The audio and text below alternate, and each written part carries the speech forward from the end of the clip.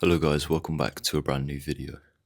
In today's video, I want to talk about the tendency people have, or at least the tendency I've observed in myself, and the tendency I've observed on other people, in other people rather, who are on a journey of self-improvement, and that is that they lose themselves in the process.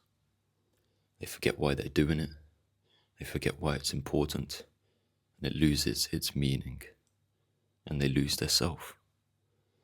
Why does this happen? Why is this such a common pitfall that people tend to experience who are maybe beginners or even experienced in self-improvement? Well, self-improvement is predicated upon the assumption that I am not okay the way that I am. And that is a painful realization. It's a realization that arises as a result of the dawn of self-consciousness. We start to think about ourselves more. We start to think about our place in the world. We start to actually realize that we have vulnerabilities and we're not invincible, and that bad things can happen to us and that we need to be prepared for their eventuality. When we become aware of these things, it changes our mode of being in the world.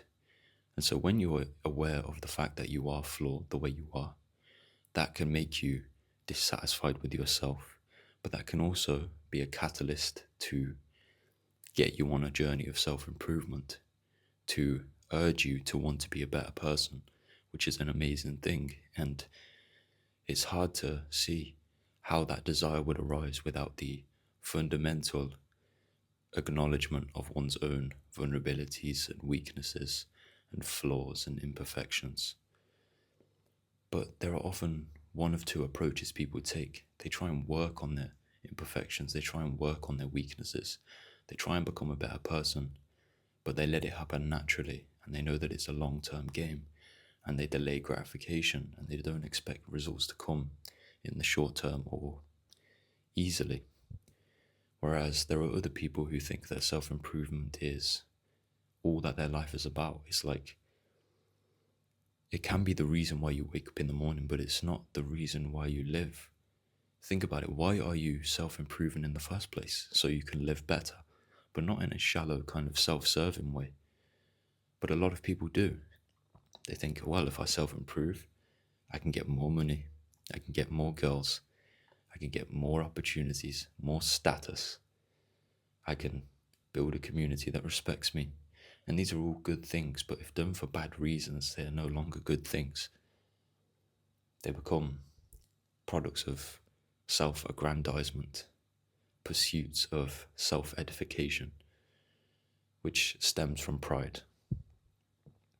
And so when you've been on self-improvement for quite a while, you can develop some sort of pride. You think, yeah, look at me, look how long I've been improving myself, look at how far I've come, look at where I am right now. But you don't remember the person who you were at the beginning of this journey. You don't honor that person. You don't remember that that person still exists within you. That exact same person. Yeah, you may have changed your habits, you may have changed your body, you may have changed your mind, but your consciousness is still the same. And don't lose yourself in pride. Don't lose yourself in the overreaching pride that makes you feel like you are above everybody else or you're better than everybody else. Because just because you're self-improving, that doesn't mean you have more inherent worth than anybody else. And so when people go on this journey of self-improvement, sometimes they make their lives instrumental toward its cause. But why are we doing self-improvement? We're doing self-improvement so that we can treat other people better, so we can make the world better, so we can actually live better lives. It's not just about like self-gratification or self-edification or about, stroking our ego. It's not about that. For people who are truly on self-improvement, they understand that its purpose is far, far deeper than just shallow self-gratification and better quality of life and more opportunities and more women and more cars and more money. We know it's way deeper than that. We know that if we improve ourselves, that's going to have a net positive effect upon the actual world. And we don't know how large or how important that influence we could have may be. And so that's why we improve ourselves. That's why we prepare ourselves, because we know that the world needs more better people. But when your life becomes a non-stop pursuit of becoming a better person, you can never accept yourself as you are, because you're always dissatisfied. So that's going to lead you to always be seeking that next dopamine hit, that next thing on the hedonic treadmill, which we've talked about before. But we've talked about this in comparison to bad habits, but it can also happen with good habits, right? So a guy starts going to the gym. He starts seeing some amazing progress. He starts taking care of his diet. Maybe he gets in a caloric deficit. He starts doing a bit of cardio as well. He's keeping his protein nice and high. He's cut out sugars from his diet at least as much as he can. And he sees, after about a year maybe, that he's in really good shape.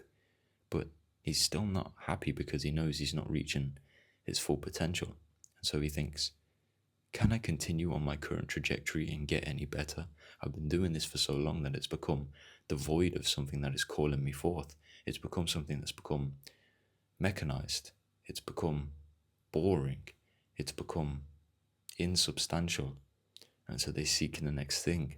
The guy gets on steroids or TRT or whatever. You know, the crack. It's one thing to the next. Whereas with self-improvement, it's not about like one thing to the next. It's about repeating the most important things. And I think people lose sight of that when they're trying to constantly optimize their lives. And we're living in an age of optimization, of resource exploitation. We're thinking to ourselves in our materialist kind of view, I need to make the most out of this, and I need to keep improving it, and I need to keep finding new ways. But that can actually deter us from real self-improvement, and can actually cause us to harm ourselves in the pursuit of self-improvement, in the pursuit of betterment, which is a scary proposition. It's a scary thought. Even if you are on self-improvement, you do not remain protected from our own self-sabotaging tendencies. I'm making this video because I see with a lot of guys in self-improvement, it either goes one of two ways. They become depressed by it because they don't see the results coming fast enough, or they don't get what they want out of it, which means that they need to change their objective and their reason for doing it from self-gratification to actual worldly positive gratification in terms of improvement, in terms of a better life, in terms of a better world. And also the optimization that stifles creativity, that makes our lives just a series of pointless habits, habits that we feel are pointless, habits that we feel are devoid of life and meaning, because we have become so conditioned by them that we no longer value their significance.